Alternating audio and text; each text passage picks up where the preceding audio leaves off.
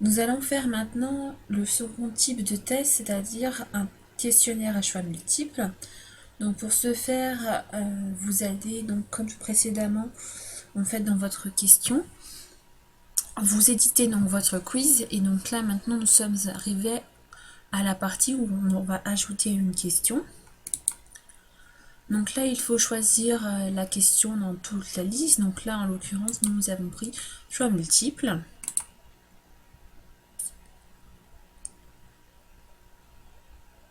Donc il faut attendre que la page charge.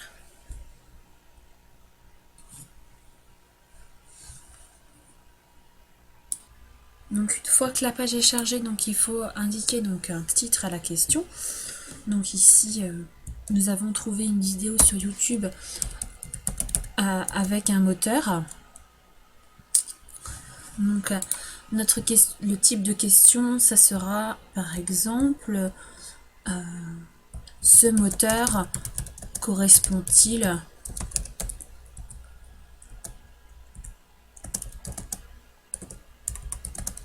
à notre marque par exemple.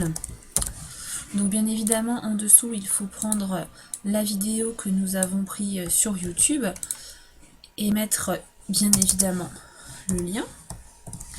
Comme ça les gens pourront voir la vidéo en fait en lisant la question.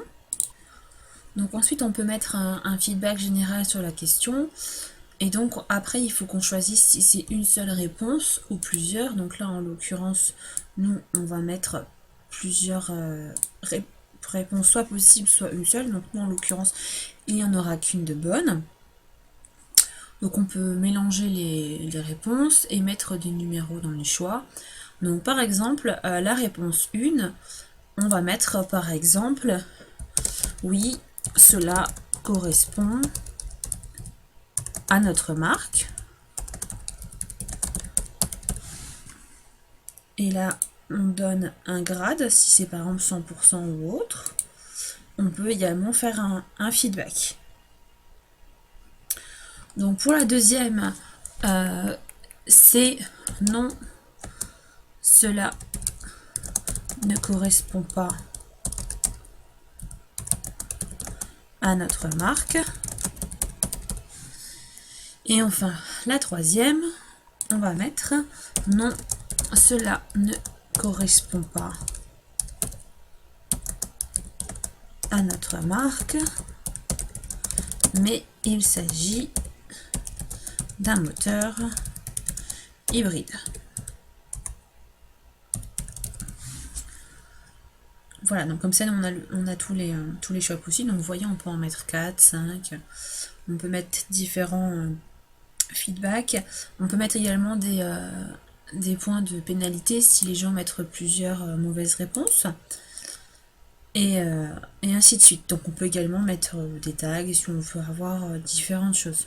Donc maintenant bien sûr il faut laisser la question choisir la bonne réponse. Donc nous en l'occurrence c'était non, ça ne correspond pas à notre marque puisqu'en l'occurrence c'est un moteur PSA. Et donc bien évidemment il faut choisir la bonne réponse. Donc là, bien évidemment, on a mis 100% donc, de réponses. Par exemple, pour la première, si les gens répondent que c'est... on leur met moins 100%. Et enfin, s'ils disent que c'est un modèle, mais un autre modèle, on va dire que c'est hybride, on va quand même mettre 50, puisqu'en l'occurrence, ils avaient quand même reconnu que le moteur n'était pas un moteur hybride. Une fois que toutes les cases sont validées, il suffit de faire sauvegarder les changements. Et le test est enregistré tout simplement. Donc une fois que cela est sauvegardé, nous revenons à notre page de départ avec notre question, ce moteur correspond-il à notre marque, avec la question à choix multiples.